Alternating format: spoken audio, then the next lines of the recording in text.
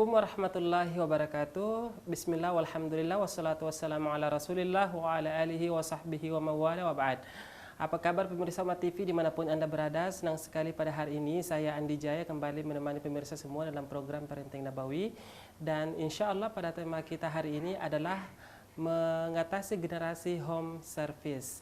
Dan telah hadir di studio kita pada hari ini Bapak Dr. Muhammad Yani selaku narasumber kita. Assalamualaikum Pak. Waalaikumsalam warahmatullahi Gimana, wabarakatuh. sehat Pak? Alhamdulillah. Alhamdulillah sehat hari ini, Alhamdulillah. Baik. Ngomong-ngomong, hari ini tema kita adalah mengatasi generasi home service. Ya mungkin bisa dijelaskan apa sih yang dimaksud dengan generasi home service itu? Ya. Bismillahirrahmanirrahim. Assalamualaikum warahmatullahi wabarakatuh. Sekitar 5 atau 6 tahun yang lalu, seorang profesor pernah bertanya kepada saya, kenapa anak-anak aktivis kampus, aktivis organisasi ternyata tidak mampu menghasilkan anak-anak yang mandiri seperti bapaknya. Kemudian waktu itu saya menjelaskan bahwa mereka lahir semacam itu karena pola asuh yang keliru dari para bapaknya. Nah ini, dan itu istilah yang paling tepat sekarang adalah generasi home service, yaitu generasi yang setiap hari dia dilayani. Jadi setiap hari dia itu dari mulai bangun tidur sampai tidur lagi itu dilayani. Mau minum diambilkan sama pembantunya, sama babysitternya, sama orang tuanya, bahkan makan pun disuapin. Padahal kalau ini terus-menerus, maka setelah dia dewasa pun dia tidak punya keterampilan apa-apa. Nah ini yang sekarang mengejala di masyarakat kita. Kalau kita masuk ke sekolah-sekolah elit, dan tanda petik, hampir rata-rata mereka adalah generasi home service. Generasi yang selalu dilayani. Berangkat sekolah diantar, dijemput, kemudian makan diambilkan, bahkan semua dilayani oleh pembantu. Jadi anak itu sekedar belajar dan belajar. Tugas dia adalah les. Tapi tidak pernah dilatih dalam mengatasi masalah-masalah yang berkaitan dengan kebutuhan pribadi. Seperti makan, membuat teh, membuat susu, kemudian mencuci piring. Itu tidak pernah dilibatkan sama sekali. Akibatnya generasi kita itu jadi generasi yang selalu dilayani. Apa-apa tinggal teriak saja. Minum, tinggal ini. Jadi itu yang terjadi. Nah, generasi ini kalau dibiarkan begitu saja, maka daya saing bangsa ini sangat rendah. Kita tahu bahwa bangsa-bangsa lain itu memiliki etos kerja yang luar biasa. Sudah manajer pun mereka masih tetap melayani diri sendiri. Artinya masak makan sendiri, kemudian mencuci baju sendiri, mencuci piring sendiri, itu adalah hal kebiasaan-kebiasaan yang ditumbuhkan oleh bangsa-bangsa lain. Nah, generasi kita itu sekarang banyak yang semacam itu. Jadi dia selalu dilayani oleh orang tuanya, oleh pembantunya, oleh babysitternya, sehingga tidak ada upaya untuk misalnya pulang sekolah dia meletakkan sepatu di mana, dia tidak tahu. Ini yang terjadi. Bahkan kalau di sekolah-sekolah elit itu biasanya yang namanya sepatu ketinggalan, tas ketinggalan, itu habis setiap hari ada. Ini yang terjadi. Dan ini adalah titik lemah bagi perkembangan bangsa kita ke depan. Kalau ini dibiarkan, tidak didiasi oleh masing-masing keluarga, atau tidak disadari oleh masing-masing keluarga, ini sangat berbahaya bagi kekuatan bangsa kita ke depan. Ini adalah generasi home service. Jadi kesimpulannya bahwa generasi home service adalah generasi yang serba dilayani, seperti itu ya? Iya, selalu dilayani, tidak bisa mandiri. Ini cakupannya di dalam rumah atau di luar rumah atau gimana seperti itu? Diawali dari dalam rumah sendiri. Sehingga kalau dari dalam rumah sudah semacam ini, maka di luar pun dia pengen dilayani. Selalu kemana-mana didampingi oleh asistennya, oleh pembantunya untuk memenuhi kebutuhan-kebutuhan dia.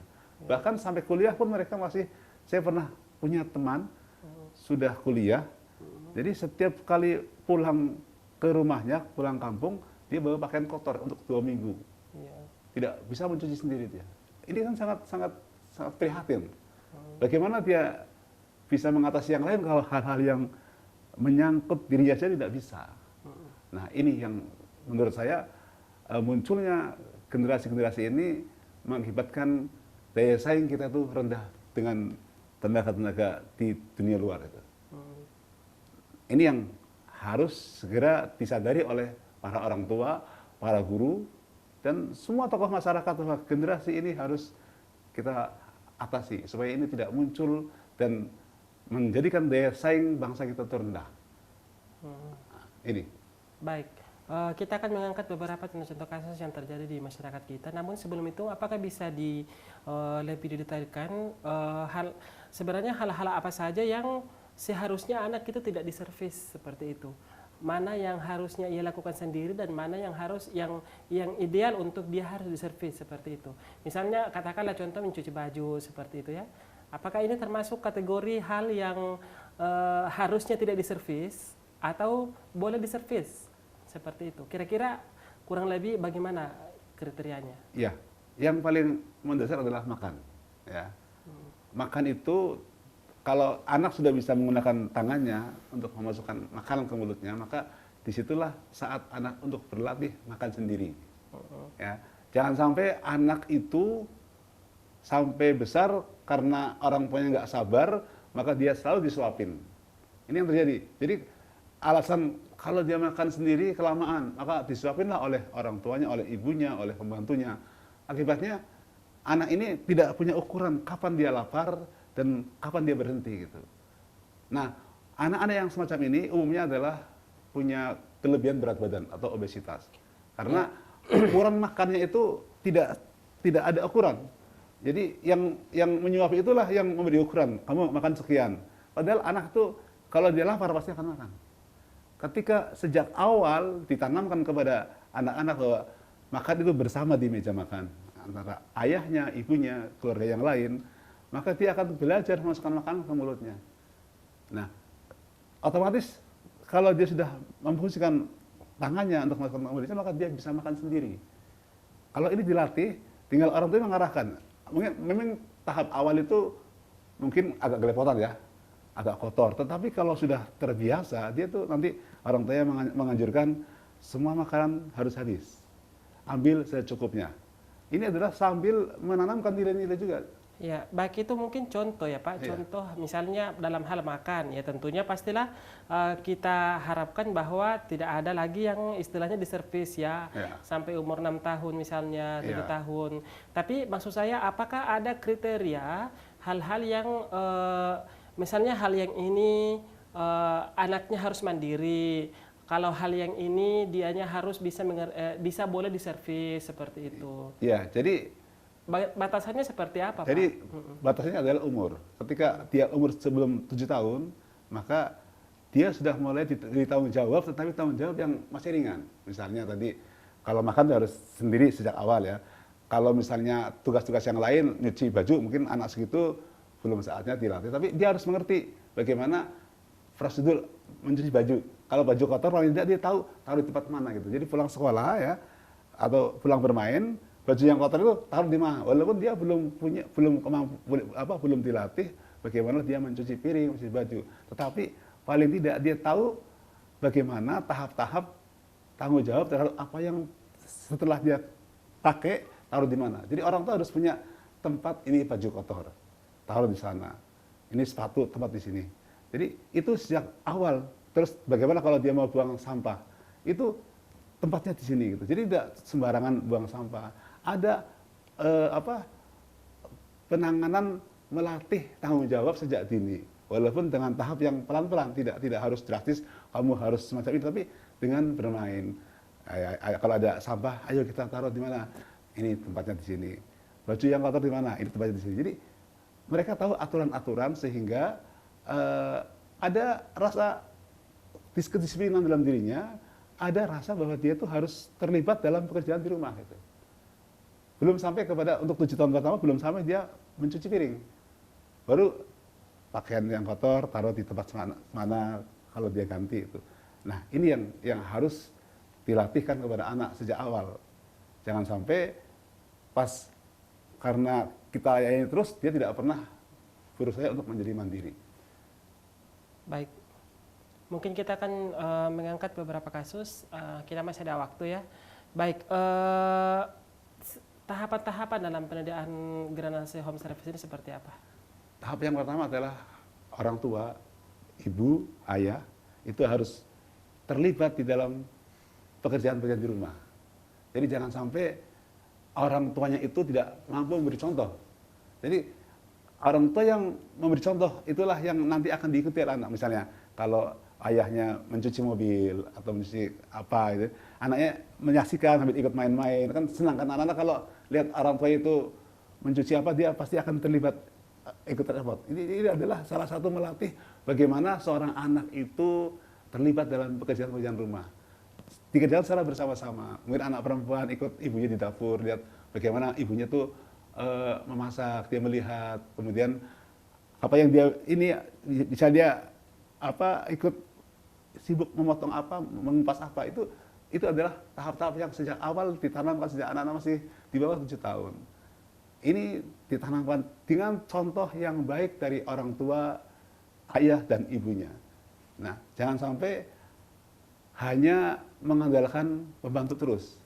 Jadi dilibatkan mereka dalam kegiatan. Itu pada tahap-tahap sebelum 7 tahun. Nah, ketika sudah mulai usia 7 tahun, maka mulailah kita mengajarkan kepada mereka, pertama untuk ibadah secara tertib, sholat secara tertib. Kalau sebelumnya kan sholat diajari, belum sampai kepada apa tertib, harus tidak boleh ketinggalan. Gitu. Kemudian kalau sudah 7 tahun ke atas sampai 14 tahun, itu dia mulai bagaimana dia membuang sampah, bagaimana dia mulai mencuci piring, itu kita latih kepada mereka. Jadi pada tahap-tahap usia 7 tahun kedua itu mulai ditanamkan tentang kedisiplinan secara berurutan. Mereka harus paham bahwa ini adalah pekerjaan yang harus dia mampu. Gitu. Ini ketika usia 7 tahun kedua. Jadi untuk langkah tahap pertama adalah peran orang tua sebelum umur 7 tahun. Iya, memberi contoh. Memberi contoh, pemberian contoh oleh orang tua kepada anak-anak pada umur sebelum 7 tahun. Iya. Ya. Baik, kita akan lanjutkan pada langkah-langkah selanjutnya setelah jeda pariwara berikut ini. Pemirsa, jangan kemana-mana, kami akan segera kembali.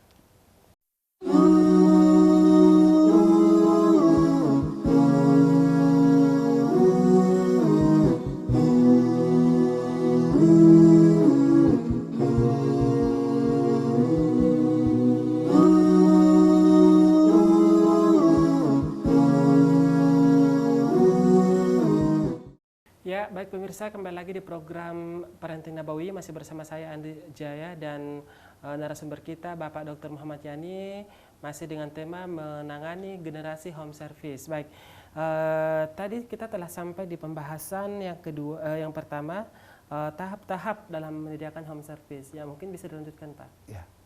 Jadi pada tahap yang pertama tadi adalah orang tua mulai pelan-pelan menanamkan anak disiplin, misalnya tadi ya sekedar meletakkan baju yang kotor di mana, kemudian mulai dia tuh membuang sampah di tempatnya itu. Kemudian pada tahap kedua yaitu 7 tahun kedua, periode usia 7 sampai 14 tahun.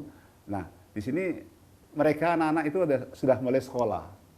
Nah, kebanyakan masyarakat kita adalah sekarang bahwa tugas anak sekarang itu adalah hanya belajar dan belajar. Di sekolah difokuskan pada masalah akademis. Ya. Di rumah juga orang tua sama, anaknya harus ikut les, tapi mengabaikan masalah-masalah yang berkaitan dengan keterampilan dirinya sebagai untuk mengurus dirinya sendiri. Itu sekarang terjadi semacam itu. Jadi anak itu dari pagi sampai sore itu belajar dan belajar masalah akademis. Nah, seharusnya anak usia 7 sampai 14 tahun pada kurun 7 tahun kedua itu kita mulai menanamkan sikap mandiri kepada mereka. Jadi mereka itu harus mengenal bagaimana dia itu membersihkan tempat tidur dia, merapikan bangun tidur ya, tempat tidur dirapikan, kemudian bagaimana dia itu menyiapkan buku-buku yang harus dibawa ke sekolah, kemudian apa saja yang tugas-tugas yang diberikan oleh gurunya untuk dibawa. Kemudian dia harus mulai bisa misalnya mengatasi masalah-masalah sendiri. Misalnya kalau dia akan membuka suatu makanan, dia punya usaha, bagaimana melatih untuk membukanya, dia harus mandiri, membuka sendiri. Jangan sampai ada orang tua ketika anaknya membuka, katakanlah membuka makanan, dia nggak bisa langsung direbut oleh orang tuanya, dia yang membukakan. Itu sangat tidak mendidik, sehingga mereka tidak punya kreativitas untuk berupaya memenuhi kebutuhannya sendiri. Nah, kemudian ketika usia 7 sampai 14 tahun mereka diajarkan bagaimana mulai mencuci piring, membantu orang tuanya perlahan supaya dia punya keterampilan. Kemudian dikenalkan dengan perabot-perabot di rumah. Bagaimana kalau misalnya dia mencuci pakai mesin cuci, bagaimana tahapnya itu supaya dia tahu.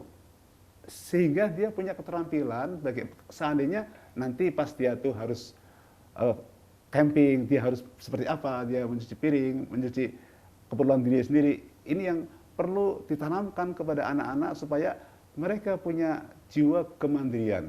Kemudian misalnya ketika anak kita itu ingin sesuatu kepada dia sedang bermain, kemudian dia pengen punya mainan yang seperti punya temannya itu. Biasanya kalau anak kecil kan merebut, kemudian dia pengen memiliki. Nah, pada tahap ini orang tua harusnya mengajak bicara. Jangan lantas orang lain disalahkan, tapi kalau kamu pengen punya mainan semacam itu, maka kamu harus rajin menabung. Nah, ini juga melatih anak untuk menabung juga. Jadi jangan sampai anak itu tidak punya kemampuan untuk mengatasi masalah-masalah yang dia hadapi. Dan seorang psikolog dari Stanford University mengatakan bahwa kenangan terindah dan terbagus bagi seorang tua adalah memberikan tantangan kepada anak-anaknya.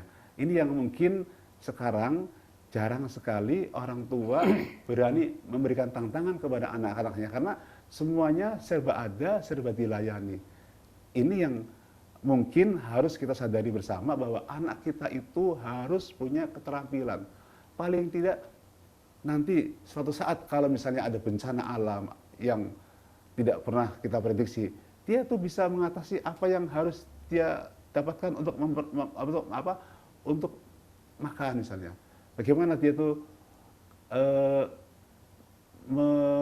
mencari bahan makanan yang kayak apa, itu harus dilatih sejak dini supaya dia itu harus siap dalam kondisi yang paling parah, dia bisa hidup, dia bisa survive ketika menghadapi masalah-masalah yang penuh dengan ketidakpastian. Dan ini harus ditanamkan ketika usia 7 tahun kedua.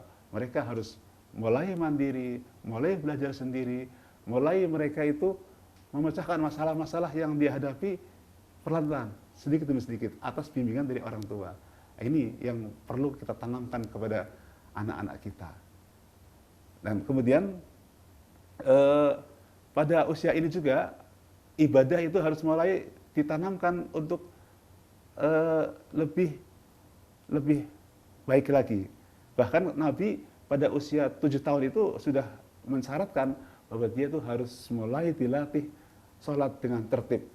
Kalau waktu usia 7 tahun pertama itu sholatnya masih ya ikut-ikutan, tapi kalau sudah 7 tahun pertama itu dia harus mulai tertib. Tahun 7 tahun kedua dia harus mulai tertib, dia harus mulai rajin, dia harus tidak boleh meninggalkan, sampai dia usia 10 tahun dia harus benar-benar sudah menjadi pribadi yang matang, karena pada saat itu dia sudah berkewajiban untuk mengerjakan semua yang berkaitan dengan hukum syara ketika dia sudah menjadi anak yang mukallaf. Dan ini harus sudah terjadi bahwa dia itu sudah menjadi generasi yang siap, dia sudah mandiri, dan ibadah pun dia harus sudah teratur. Ini yang harus ditanamkan kepada anak-anak kita. Jangan sampai kita terlena ketika kita asik melayani mereka, ternyata mereka tidak dilatih untuk memiliki keterampilan apapun. Nah, ini yang harus diperhatikan. Kemudian pada usia ini juga orang tua harus peka, mengamati perkembangan bagaimana dia tuh bisa hidup dengan lebih mandiri. Jangan sampai anak seusia ini dia itu tidak punya keterampilan apa-apa.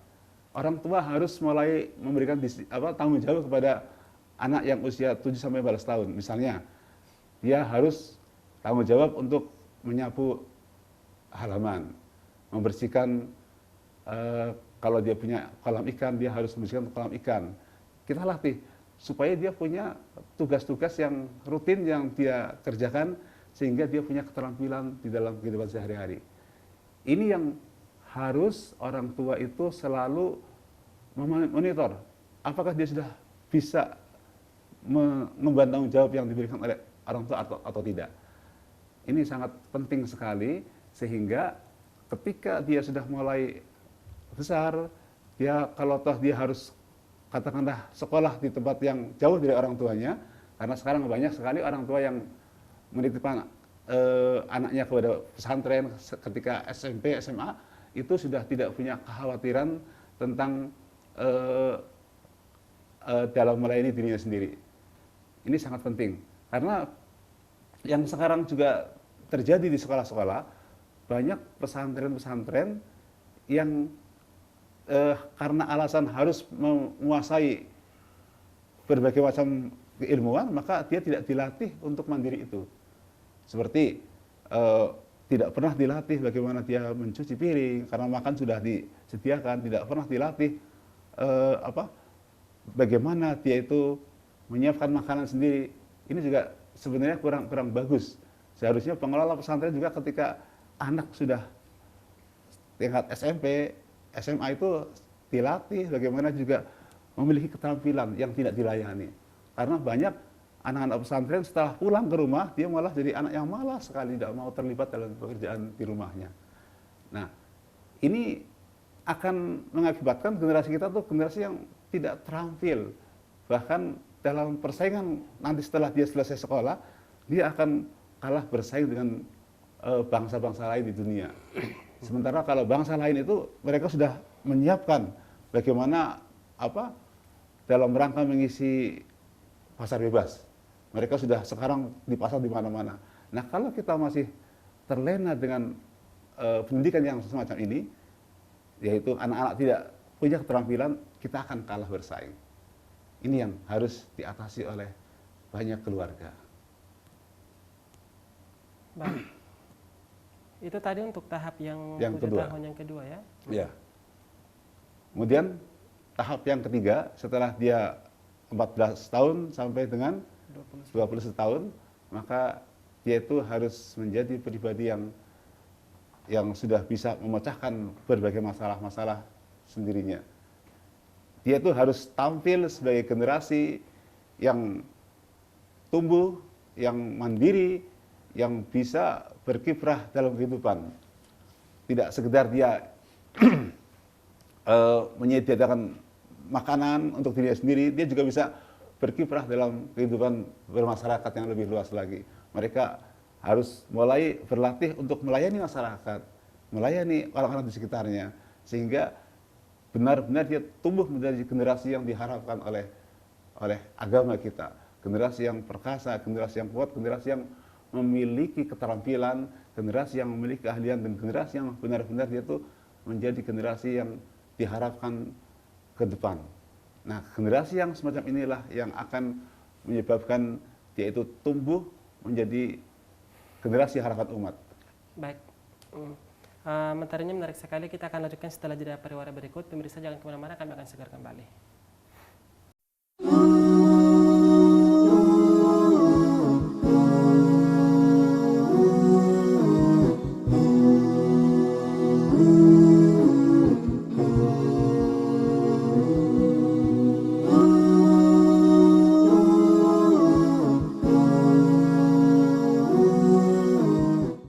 Baik, pemirsa Mat TV, kembali lagi di program Parenting Nabawi bersama saya Andi Jaya dan Bapak Dr. Muhammad Yani dalam program Parenting Nabawi, masih dengan tema menangani generasi home service. Baik, tadi kita telah sampai di pembahasan ketika anak berumur di usia 14 sampai 21 tahun. Ya, seperti apa kemandirian anak dalam hal ini? Ya, pada tahap usia ini antara 14 sampai 21 tahun itu masa yang paling berat bagi anak. Karena dia itu masuk sekolah SMP, SMA, dan persiapan kuliah. Ya. Nah, ini adalah masa-masa yang paling berat bagi anak-anak karena kegiatan akademisnya itu semakin hari semakin bertambah. Pihak di sekolah juga persiapan ujian, kemudian orang tua juga harus dia mengikutkan anaknya les dan lain sebagainya, sehingga masa-masa ini adalah masa-masa yang paling menyibukkan dan paling berat. Nah, kadang-kadang banyak orang tua yang merasa bahwa karena masa ini adalah masa yang berat, maka dia mendapat keringanan untuk tidak terlibat dalam kehidupan di rumah, tidak terlibat sama sekali. Nah, ini yang harus dipahami oleh orang tua bahwa anak itu tidak hanya dipenuhi dengan belajar secara akademis saja. Skill-skill yang lain pun harus dia kuasai pula. Nah, misalnya kita jangan sampai anak kita ketika usia 14 sampai 21 tahun itu hanya dilibatkan dalam dunia akademis melulu, tetapi dia juga harus dilatih dengan tanggung jawab. Misalnya, dia itu setiap hari punya tugas di rumah, misalnya untuk anak laki-laki dia harus memperhatikan tentang bagaimana air di rumah. Bak-bak air itu dia harus penuh, kemudian dia harus memeriksa tentang bagaimana tanggung jawab air, itu anak laki-laki. Anak perempuan misalnya, dia itu harus mulai membantu ibunya bagaimana menyiapkan makanan di rumah itu. Kemudian setelah itu secara berkala anak-anak itu diberi tugas bagaimana dia itu membereskan makanan setelah selesai makan. Ada yang mencuci piring, ada yang merapikan dan lain sebagainya. Ini harus mulai orang tua itu memberikan kesibukan-kesibukan yang berkaitan dengan keterampilan sehari-hari, tidak hanya akademis saja. Jadi benar-benar mereka itu seimbang. Dia juga belajar, tetapi dia juga mampu melaksanakan tugas-tugas dia di rumah. Ini yang misalnya kalau dia anak laki-laki, maka kapan dia itu harus bertugas untuk mencuci baju. Kalau sekarang hampir sebagian besar orang tua itu memiliki mesin cuci, maka bagaimana dia itu bertugas untuk mencuci baju berapa hari sekali. Orang tua bisa mengatur mereka. Misalnya piket selama 2 hari sekali dia mencuci baju, atau berapa hari sekali dia tuh membersihkan halaman, membersihkan halaman yang di rumah. Kemudian kalau dia punya tanaman, dia merawat tanaman di sela-sela kehidupan dia sehari-hari. Jadi di samping dia itu tetap aktif di sekolah, tapi dia juga punya keterampilan di rumah. Nah, ini yang harus orang tua sadari, sehingga benar-benar dia itu menjadi generasi yang paripurna. Tidak hanya generasi yang pandai secara akademis, tetapi miskin skill, tidak punya keterampilan di bidang yang lain. Ini sebenarnya modal dasar bagi dia ketika menjelang usia kuliah, dia sudah mampu hidup memenuhi kebutuhan sendiri. Dan kalau misalnya dia kos di tempat lain, dia bisa paham kapan dia harus mencuci baju, kapan dia tuh harus menyetrika baju. Ini perlu dilatih. Walaupun sekarang mungkin ada orang tua yang karena ekonominya mampu, maka anaknya harus belajar saja tanpa dilatih dengan keterampilan-keterampilan yang sehari-hari ini. Ini juga sangat disayangkan kalau misalnya dia cuma belajar tapi tidak punya keterampilan apa-apa. Karena yang namanya orang hidup itu, dia harus bisa mengatasi segala keperluan untuk dirinya sendiri. Jadi dia benar-benar mandiri. Untuk kehidupan dia tuh bisa memenuhi makanan sendiri, dia bisa memilih makanan yang bergizi bagi dirinya. Kemudian dia tuh harus bertanggung jawab dengan dirinya, sehingga dalam hidup dia tuh dia bisa membagi waktu dengan baik. Kapan dia harus belajar, kapan dia tuh harus istirahat, kapan dia tuh harus memenuhi kebutuhan dia sendiri.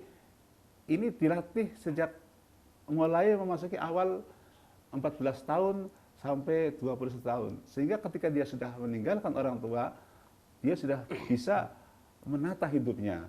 Hidup menjadi manusia mandiri yang dia bisa bertanggung jawab, membagi waktunya, sehingga dia tumbuh menjadi generasi yang berkualitas. Nah, ini yang mungkin harus dipahami oleh orang tua. Dan kalau ini sudah bisa dikerjakan, maka generasi home service itu akan diatasi. Dan mudah-mudahan dia adalah menjadi generasi harapan masyarakat kita, harapan bangsa kita, sehingga ke depan dia menjadi generasi yang unggul, yang mampu bersaing dengan bangsa-bangsa lain di dunia. Apalagi tahun 2015 ini adalah masa era pasar bebas untuk ASEAN. Kalau anak-anak kita sekarang tidak pernah mampu untuk mengatasi dirinya sendiri, itu kita akan kalah bersaing dengan bangsa-bangsa di dunia, terutama di wilayah ASEAN ini. Nah, karena itu maka orang tua harus menyadari bahwa hadiah terindah bagi anak kita itu adalah memberikan tantangan kepada anak-anak kita, sehingga kalau dia bisa mengatasi, maka dia akan tumbuh menjadi generasi yang kuat, generasi yang mandiri, generasi yang bertanggung jawab, dan generasi yang mampu skala prioritas mana yang harus dikerjakan terlebih dahulu dan mana yang tidak. Ini yang mungkin harus diajarkan oleh orang tua kepada anak-anaknya. Kemudian di dalam hal tentang kehidupan beragama, maka pada usia ini juga adalah usia yang sangat menentukan bahwa dia itu sekarang sudah menjadi generasi yang dewasa, sudah mukhalaf, maka seluruh kewajiban-kewajiban agama itu harus dikerjakan dengan disiplin. Sholatnya harus tertib, dia juga harus bisa berperan di masyarakat untuk menjadikan dirinya sebagai masyarakat yang bisa berkiprah dan bisa melayani masyarakat yang lain. Karena salah satu kelebihan dari suatu generasi adalah dia bisa menjadi generasi mandiri yang bisa memimpin dirinya dan bisa, kalau dipercaya untuk memimpin suatu organisasi, dia mampu menanganinya dengan baik. Ini yang mungkin harus diperhatikan oleh kita semua supaya bangsa kita tumbuh menjadi bangsa yang kuat, bangsa yang diperhitungkan oleh bangsa-bangsa yang lain. Karena sekarang tantangan kita terbesar adalah bagaimana mengatasi